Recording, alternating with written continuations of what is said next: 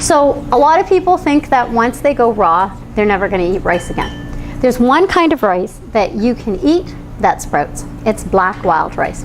Sometimes it's called forbidden rice. So what you do is you take the black wild rice, and this one here, we put 4 cups of black wild rice. And the 4 cups of black wild rice look like they just skiffed the bottom. Just about that much, not very much. And then usually I fill it to here with water. So you want to do like 10, 15 times the amount of water. We don't measure. It's just, you know, you want to make sure it's a seed. When it sprouts, it needs as much moisture as it can get. This is what it sprouted into. We usually try to let it sprout for a full night. And so we put it in the dehydrator at 115 degrees in just water, and we cover it with saran wrap. That's an important part because the dehydrator's job is to suck out moisture. We're using our dehydrator now almost as an oven. So how you do that is you cover it with saran wrap so that the water will stay and become warm, and then do it. The same kind of concept. You're just going to go ahead and dump it out. Okay, so we finished the base of the dish already, wild rice. What we do want to do with the wild rice is we want to season it with a little bit of salt and pepper. So to as much as I'm going to do a 1/2 tablespoon. That was to 4 cups of rice. And then we always do the same amount of black pepper as you do salt. So. And then we massage it. In our curry bowl today, we do like to make sure you get your veggies. We're going to use kale, we are going to use zucchini, and we are going to use mushrooms. So there's 2 ways of stripping the kale. One is strip down, and then usually the tip, you strip up, okay? And once you get used to it, it's very quick. It really doesn't take very long to do it. Makes a whole lot of difference to your digestive tract. Okay, here's our knife. You want to kind of make it into a ball, tuck your fingers back, and if you're doing it by hand because you don't have a food processor, you're going to ribbon it like that. Now we are going to add salt to it. In this whole bowl, it's a pretty big bowl, we're only going to use 1/2 tablespoon. There you go. And we are going to use 1/4 cup of lemon juice. Now, we massage this the same exact way as I've taught you to massage everything else. We never ever, this is not massaging. This is stirring, okay? We physically lift it, we grab it, we squeeze it, and then we go from one end of the bowl to the other bowl, okay? And you do that until it starts to take up a lot less room. Okay, so this is what our kale looked like before. This is what it looks like now, okay? So huge difference even from before. Like this looks now as though it's a pale green, and this went down halfway, right? Compressed quite nicely. Now we're not going to squeeze the kale out, so it's great. We just move it aside. We always start with the kale. So we tell you to usually top and tail the zucchini like this. I like, in this dish, I like the aesthetic look of diced zucchini. I will be honest with you, these food processors do not have a dicing option, okay? So I'm going to show you how you can do it with the S-Blade. I just roughly chunk them like this, but you want to just go ahead, toss them in like this, and again, just cover the blade. Don't get greedy and put too much in, because you're going to end up with a mess. And you're going to use that nice little pulse feature that I taught you.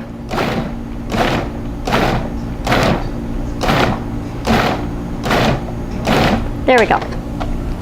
Okay. And it's going to look like this. If you want to stand there and symmetrically chop them down, I mean, be my guest. But otherwise, I mean, that looks pretty good, right? Doesn't look like it's a problem. So it's just that nice little pulse feature. We're going to go ahead and we're going to dump it out.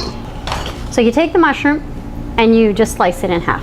So at this point, I never use my big knife because, I mean, I just don't see much point. I usually just hold it in my hand over a bowl and I go like that till I have them. We're going to do the same thing to the mushrooms as we did to our kale. So this was what, like 6 mushrooms, right? All I'm going to need in that is a tablespoon of oil,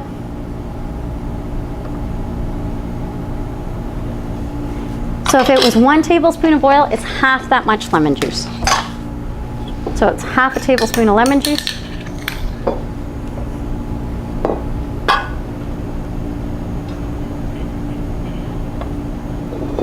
There you go. And then it would be just a dash of salt. Okay. If you add too much salt, your mushrooms will taste salty. If you add too much lemon juice, they'll taste lemony. Okay, and you just blend it together like that. And then usually I just mix them in there. So I knew that for this many mushrooms, that's what it needed. And I massage it until it absorbs it. Now they're not going to be soggy and wet. That's not what you're after. You're just after a slight coating. So we use this sieve. Your sieve is going to become your new best friend. Okay. And so it was about that much juice that we got out of it. 6 cups of kale would require 3 cups of zucchini. So I would have done 4 cups of mushrooms. And now I'm going to teach you how to make the curried kale sauce. If you're in a rush, this sauce is a fantastic one to know because you don't have to soak this nut. So one of the only nuts that you don't have to soak is Brazil nuts. So 4 cups of Brazil nuts. So see how it almost became a butter? It released its oil that quickly. So that shows you that it's truly a raw nut. And it also showed you that you didn't need to soak it, right? So, and look at that.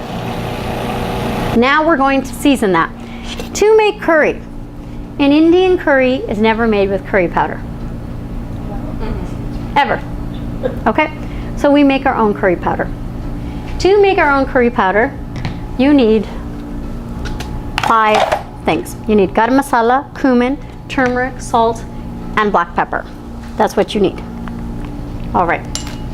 For 4 cups of your Brazil nuts, you start off with 1 teaspoon of salt. And I don't use a teaspoon measure. I just use like a regular teaspoon you got sitting around the house, heaping, okay? I don't even know what it would be in like a measured one. And the same thing with cumin. Nice and big. Same thing with turmeric.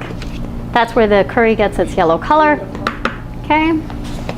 And the garam masala is already a blend of spices. What we do is we get fresh garlic, we peel it, and then we escalate it in our little food processor, and then we fill up jars. Same thing that we do. Garlic is a superfood, very important.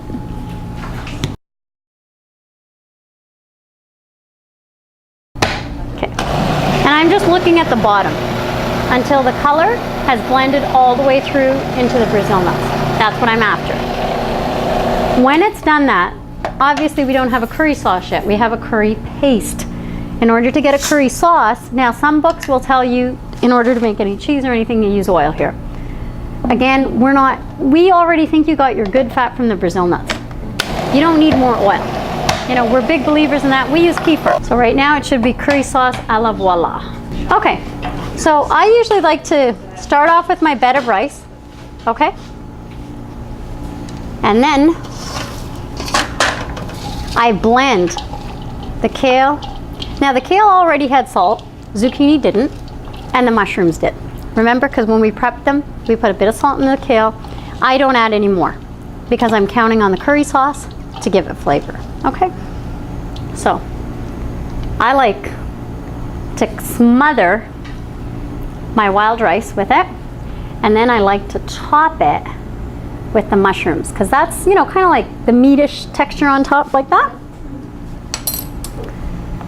And then I like to drizzle the curry sauce at an angle.